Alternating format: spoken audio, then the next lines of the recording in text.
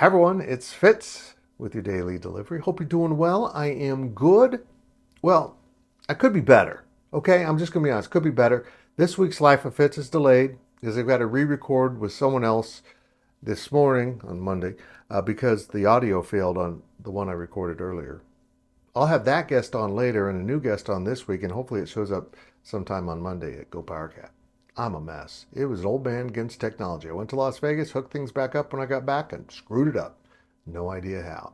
Also, in another programming note, I'll be hosting the Big 12 Insiders all week and talking about this ACC slash Clemson Florida State thing going on right now. It's a big story.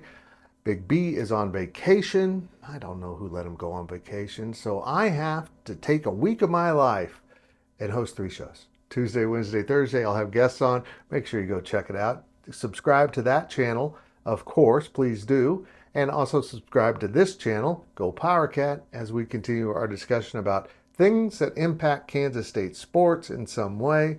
So hit that like and all that good stuff. Leave those comments. FSU and Clemson won out of the ACC. No doubt about it. Everyone knows it. They filed lawsuits. And if you're on the ACC side of things, you think, well, they're not going to be able to get out of this. This is an ironclad grant of rights agreement. Now, we haven't seen that. It's hidden away somewhere in the ACC headquarters, as is the actual contract agreement between ESPN and the ACC. They're trying to protect these documents from being released to public institutions in which they impact. I'm telling you, I don't see how that's legal in any way. It should be a public document, but ESPN wants to protect their trade secrets. They might have an argument, but the ACC, I don't see an argument there.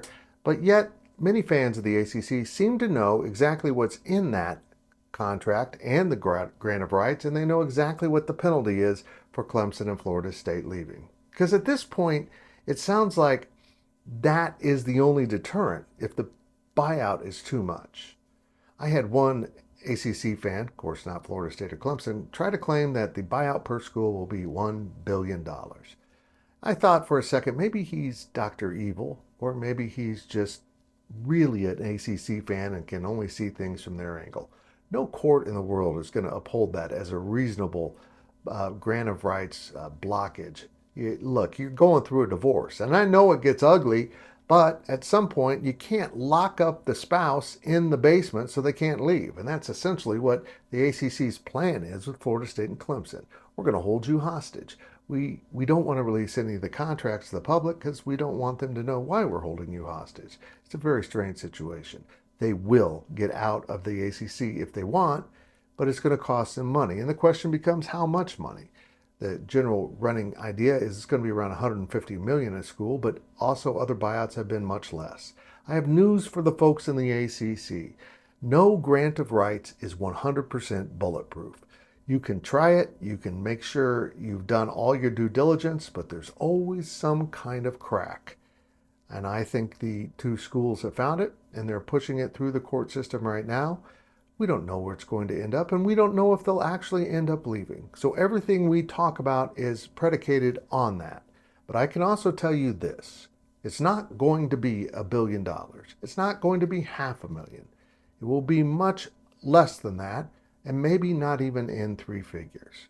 At the end of the day, the courts will rule this, but a settlement will probably be hashed out.